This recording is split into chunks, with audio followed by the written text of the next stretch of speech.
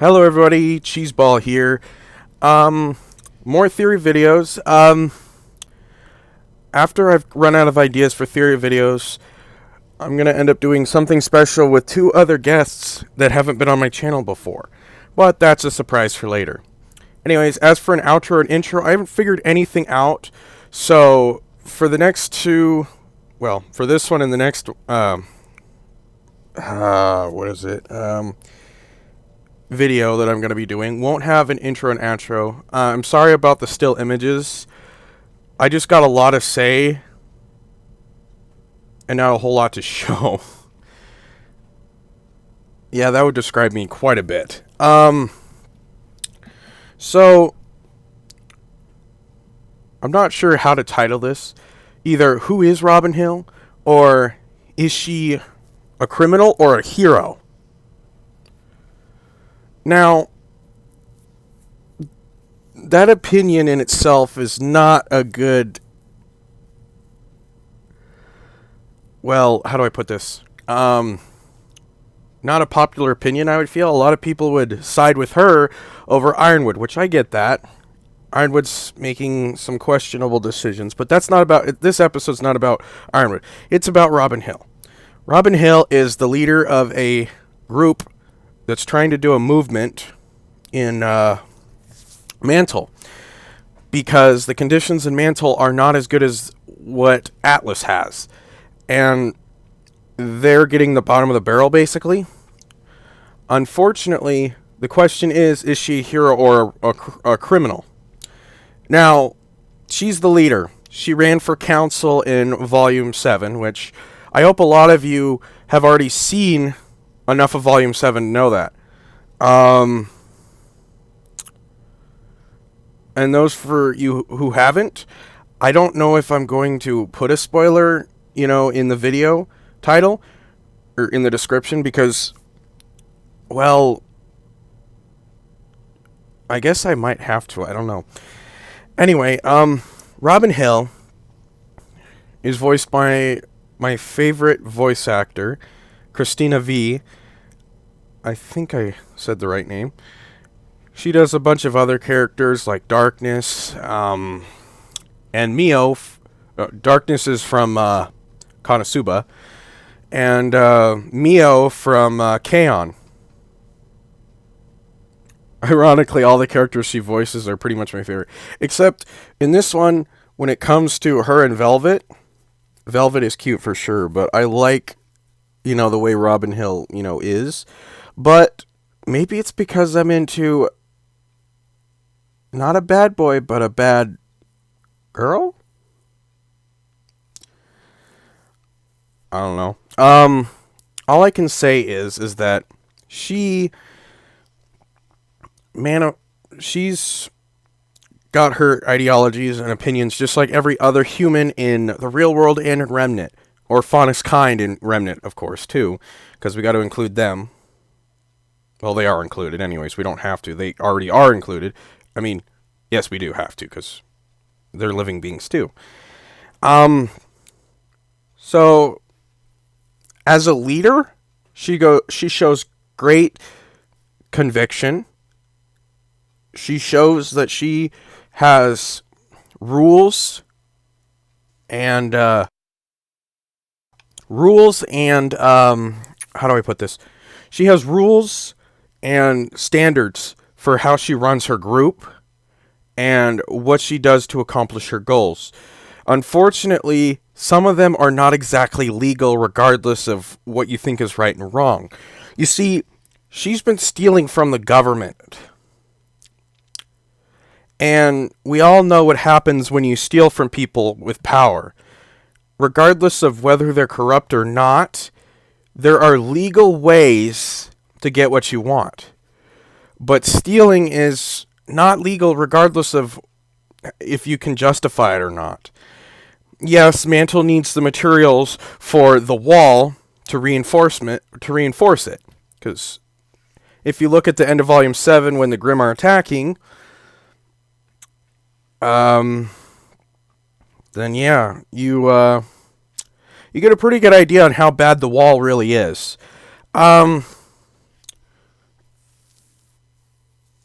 So, what I'm trying to convey here is my opinion is that she's not exactly a hero per se. She leans towards criminal too. In fact, in the eyes of the real world, I don't know how people would see her, honestly. If she was, like, okay, just an example. Say she was doing the same stuff she is in America, like in Remnant in America, like the United States. Say that she's like, okay, I've had enough of the government. I'm going to start taking stuff like secrets from the government, like, I don't know, secrets about Area 51, which we all know what Area 51 is about. Well, people will tell you more than what we already know. Military secrets from the Pentagon, the White House, secrets that the government is keeping from us.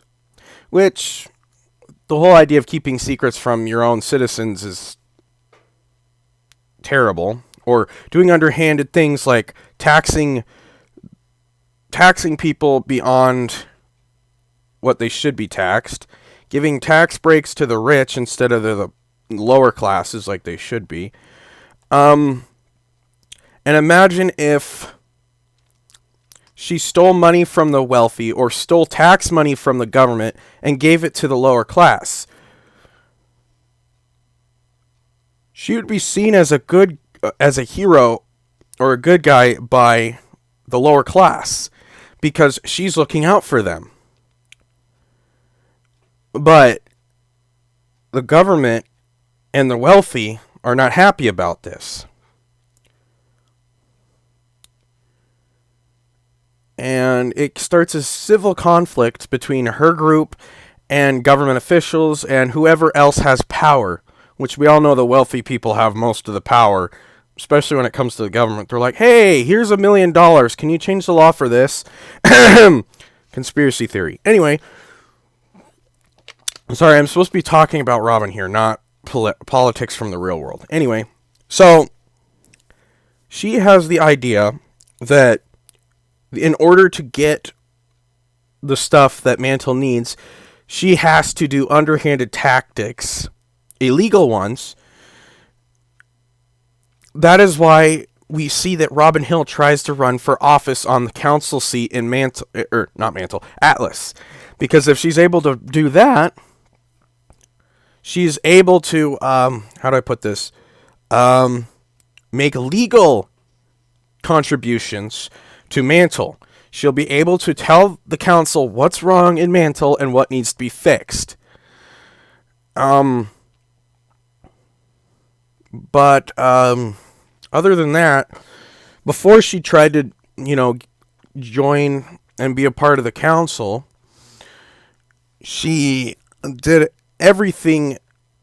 Well, not everything. She did a lot of illegal stuff that would be considered treasonous, thievery, and she could even be considered an enemy of the state. Now, the people of Mantle would disagree, but Atlas, since they run the show... Oh, God. Voice crack. Since they run the show, they... How do I put this? They don't agree with her methods. You see, the people that you're fighting for will always be on your side, whether your acts are criminal or not. Now, do I believe she's a bad person? No. She's a good person doing illegal things to do what's right. Well, yeah. Because Mantle does need more help from Atlas, and Atlas isn't giving it to him. And the fact that they're doing a secret project, that the materials could be used to help fix the wall. But they're not. For, you see... How do I put this?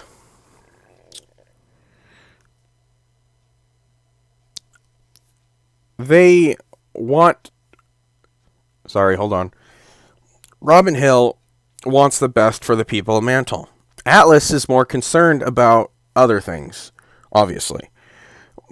So that's why she goes to join the council. If she joins the council, she's able to legally persuade the council to actually contribute to helping Mantle. or Atlas in general. Because if I remember correctly, history dictates in RWBY that Atlas used to just be an academy, and that it eventually became its own separate city after a certain point, and then it became like the head over Mantle. Because Mantle was its own separate place, but due to issues that I won't get into now, because that's for a whole nother video entirely, and it's already covered by Rooster Teeth himself. So I won't leave a description to that, but it's in the World of Remnant, talking about the Four Kingdoms. If you look under the World of Remnant on the Rooster Teeth channel, you'll find one on the city of Mantle and city of Atlas.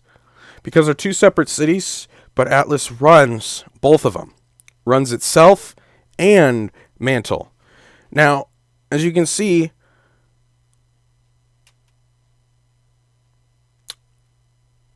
during Volume 7, they were really close to civil war. Because nobody could agree with what Atlas was doing.